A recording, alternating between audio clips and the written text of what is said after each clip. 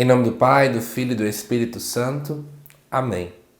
Amados irmãos e irmãs, é com muita alegria que nós estamos aqui para juntos estudar e meditar o Evangelho, que a Igreja nos apresenta para esta terça-feira da 19ª Semana do Tempo Comum.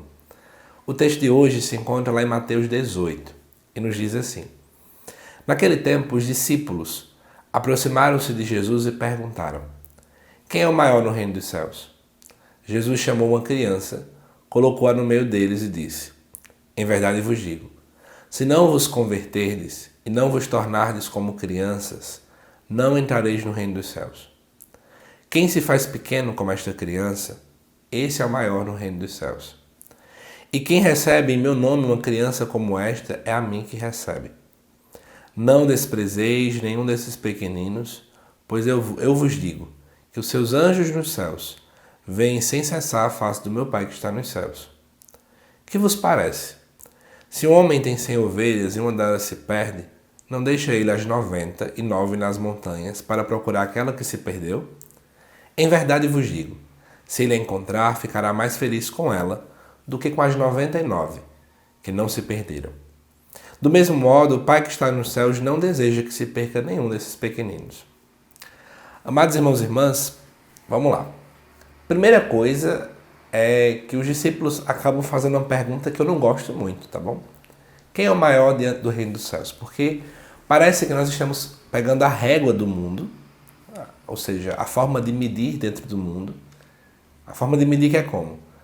Tentar descobrir quem é o maior, quem é o menor, quem é isso, quem é aquilo. Eu acho que a régua do mundo é uma régua muito comparativa. Por esse motivo, eles acabam perguntando isso a Jesus. E aí Jesus vai e coloca uma criança.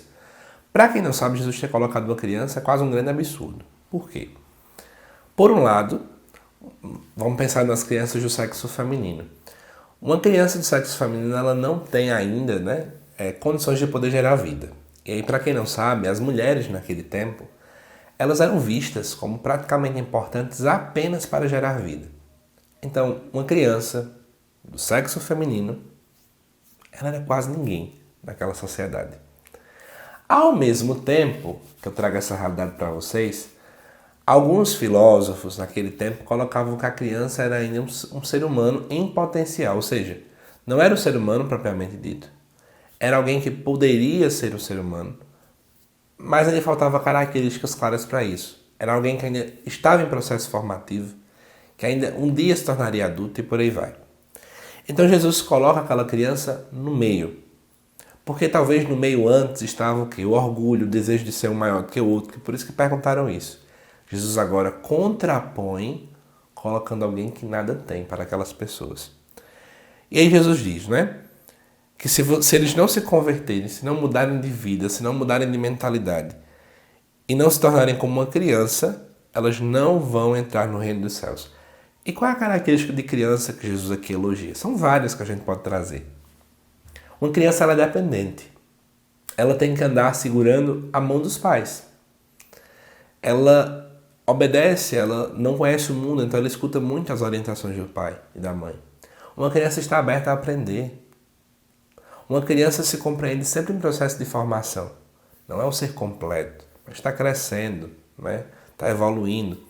Então, a gente começa a perceber que Jesus acaba elogiando aqueles que também são assim, que são dependentes, que são humildes, que estão abertos a aprender, que estão abertos a essa dinâmica, que compreendem que precisam ouvir o Pai, que precisam ouvir a Deus, que precisam colocar a Deus acima de tudo. E aí depois também ele inclusive coloca: quem recebe em meu nome uma criança como esta, a mim me recebe. Ou seja, Jesus também está colocando, aqueles que recebem os que são nadas, aqueles que estão à margem da sociedade. E aí, depois ele coloca que não se pode desprezar pequeninos. E depois ele traz então a parábola das 100 ovelhas. Que é sempre engraçada essa parábola, porque é o que acontece. Jesus diz uma coisa muito estranha. Jesus diz assim, se um homem tem 100 ovelhas e uma delas se perde, ele não deixa as 99 para buscar uma. Gente, ninguém faz isso na vida real, O homem vai deixar aquela uma que se perdeu e vai ficar com as 99. A lógica do mundo é essa. Só que Jesus ele fala como se fosse o contrário. O que Jesus está querendo dizer? Chamar a atenção de quem está escutando. Porque quem escutar vai dizer assim, não, isso não faz sentido. Porque ele atrai a atenção para poder colocar a dinâmica do que Deus pensa. E o que é que Deus entende? Cada pessoa ela tem uma importância singular, uma importância única desse processo. Ou seja, para Deus, uma só pessoa tem um valor incomensurável, imensurável. Ou seja, para Deus, por isso que está colocado aqui, né? Ficará mais feliz com ela do que com as 99 que não se perderam. Porque para Deus, não é que Deus não se alegra com as 99 que estão lá, mas para Deus, um só que o encontra já é motivo de festa, né? E aí, isso aqui é um contraposto também à religiosidade da época, a gente pode também iluminar a religiosidade de hoje. A gente precisa também estar feliz com as pessoas que chegam, com aqueles que estão afastados. Porque tem muita gente que tem essa síndrome do grande orgulho, né? A síndrome do filho mais velho, daquela parábola que a gente costuma chamar do filho pródigo, que sempre ficam tristes quando vê um povo feliz com aquele que está chegando. Triste com aquele que estava afastado e que depois, quando volta, o povo faz festa.